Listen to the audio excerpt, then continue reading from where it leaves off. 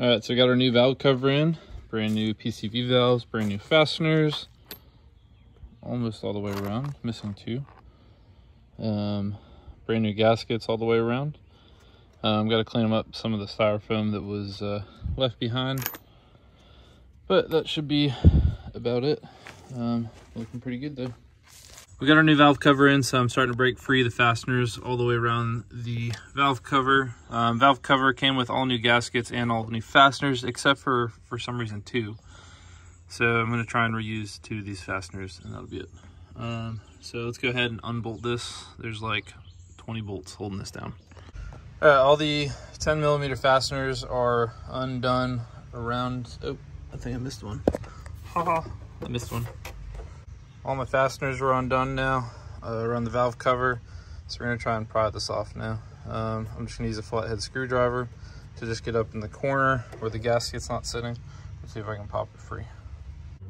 What a pain in the butt. All right, finally got the valve cover off, and yeah, that was quite a bit of wrestling that around to get it out.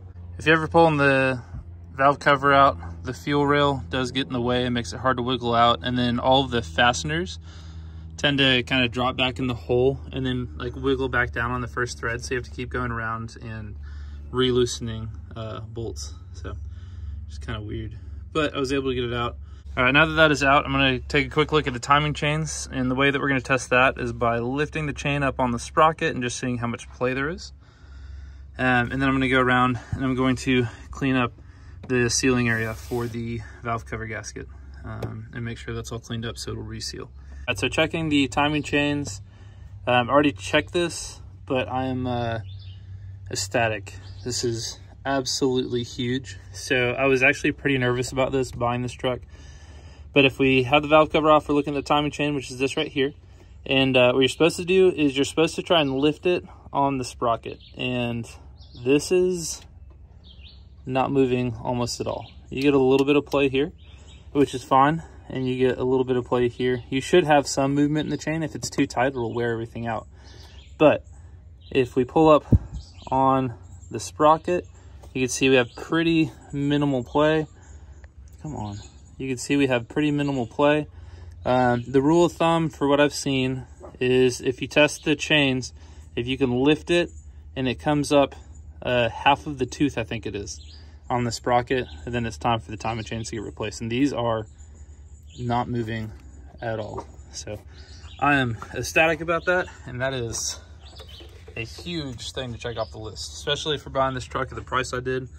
That made me a little nervous. So all right, so the way we're going to clean this gasket is we're going to get a clean towel, obviously. We're going to get a towel, and we're going to spray some brake cleaner on it, and we're just going to try and wipe up and clean up the perimeter of the gasket, and then try and get the inside as well where the injector seal. So we replaced our 2 fasteners, used some of the old fasteners off the old valve cover. That gasket was pretty dry and kind of rotted, so when I went to go pull up the fastener, it actually split.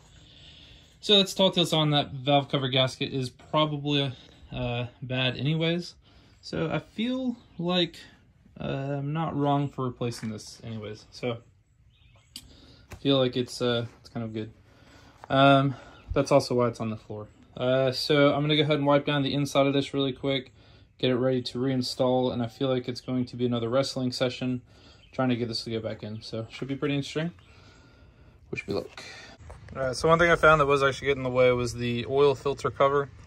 So I'm gonna pop that up, stuff some towels in there so I don't drop anything in there, and then try and shimmy this in. The wiring harness right here is also kind of in the way, so I'm trying to push that off as far as I can. My hope is that only this is in the way and I can just bend that back enough to work with it.